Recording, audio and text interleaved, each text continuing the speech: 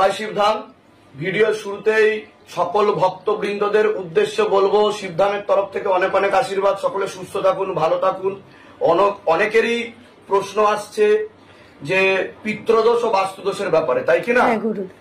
বাস্তুদোষ মানে হচ্ছে আমরা যে বাসস্থানে থাকি তার অবস্থান অনুযায়ী যে কর্মের প্রভাব ও প্রয়োগ পড়ে, তার ফলে আমাদের জীবনে শারীরিক, মানসিক ও আমাদের নিজস্ব কর্মের প্রয়োগে আমাদের অনেক রকম সমস্যা তৈরি হয়।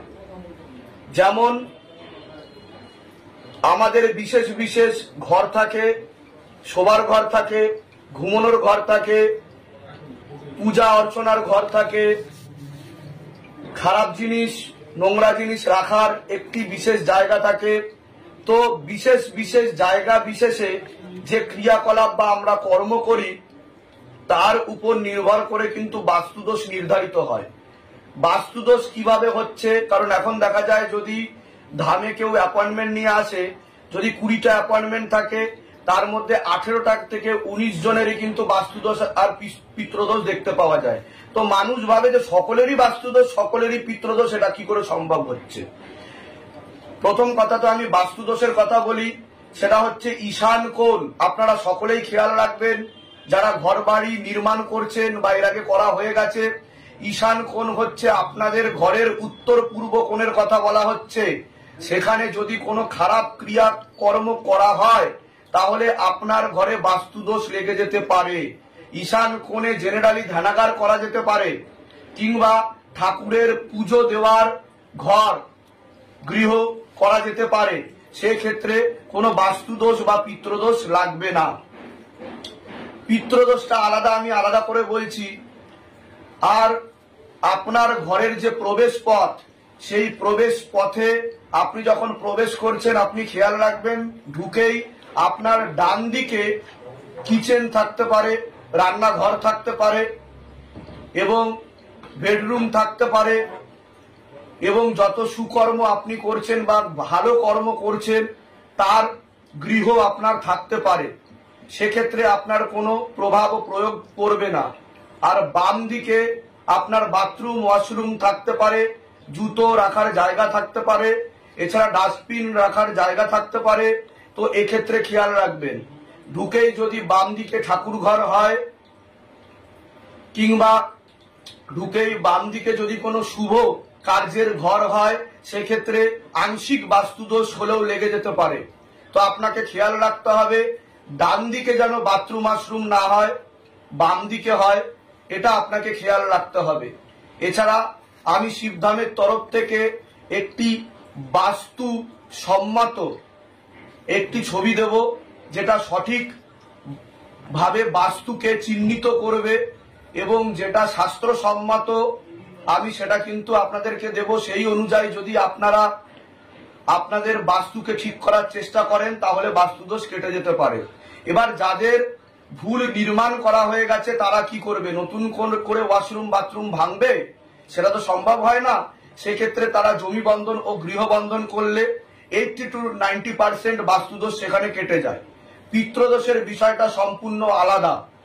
পিতৃদোষের ব্যাপারটা হচ্ছে আমাদের যে পূর্বজ আছে, সেই যে পূর্বজ মানে আমাদের অনেক পূর্বপুরুষ আছে যাদের মুক্তি ঘটেনি, তাদের মৃত্যু হয়েছে, কিন্তু মোহ মায়ার কারণে এবং বিভিন্ন কর্মের কারণে তারা পিতৃরূপে আটকে রয়েছে, এবং তারাই কিন্তু পরবর্তীকালে কর্ম বাধা উৎপন্ন করে, ঝগড়া ঝামেলা অশান্তি তৈরি করে, বাড়িতে যে কোনো কাজে বাধা দিয়ে দেয়।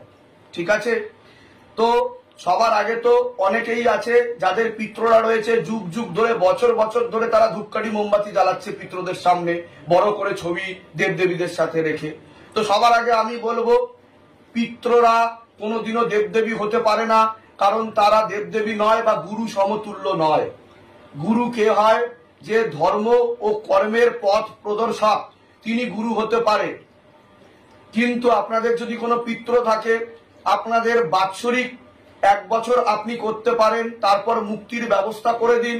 আপনি যদি তাকে বারবার ফুল বাতাসা ধূপ দিয়ে স্মরণ করেন, তারও মুক্তি ঘটে না, সে নিজেও কষ্ট পায়, আপনাদেরকেও সুখী হতে দেয় না, এবং আপনাদেরকে বংশে বংশে যাতে নতুন করে প্রদীপ না জ্বলে সেই দিকে চাপ দেয়।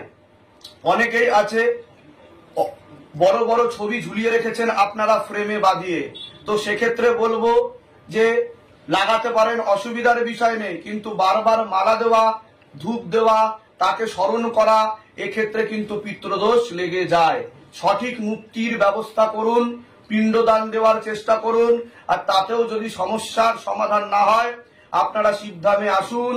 পোস্টকার্ড সাইজের ছবি নিয়ে পিছনে নামগোত্র বয়স লিখবেন, নিচে লিখবেন ভূত মুক্তি কেন্দ্র শিবধামকে ওনাদের নাম লিখে মুক্তির উদ্দেশ্যে যেদিনকে জমা দেবেন তার 13 দিনের মাথায় সঠিক রূপে মুক্তি ঘটে যাবে। আর যদি মুক্তির কর্ম না হয়ে থাকে তাহলে উল্টো পিত্রকে সোজা পিত্র করে দেওয়া হবে, তারা আপনাদেরকে কর্মের বিরোধী করবে না, চাপ দেওয়ার সৃষ্টি করবে না।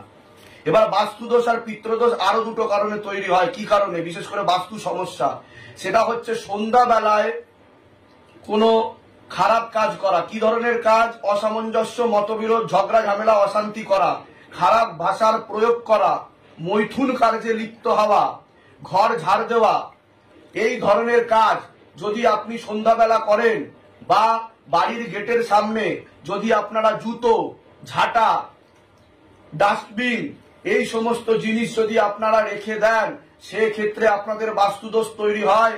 তার কারণ বাস্তুদোষ দেবতারা উল্টো হয়ে চাপ দেয় ও বাস্তুদোষ তৈরি করে দেয়। পিতৃরাও সুখী থাকতে পারে না, কারণ দেবতারা যদি রুষ্ট হয়ে যায়, আপনার কুলদেবী যদি রুষ্ট হয়ে যায়, সে বাড়িতেও বাস্তুদোষ ও পিতৃদোষ থাকে।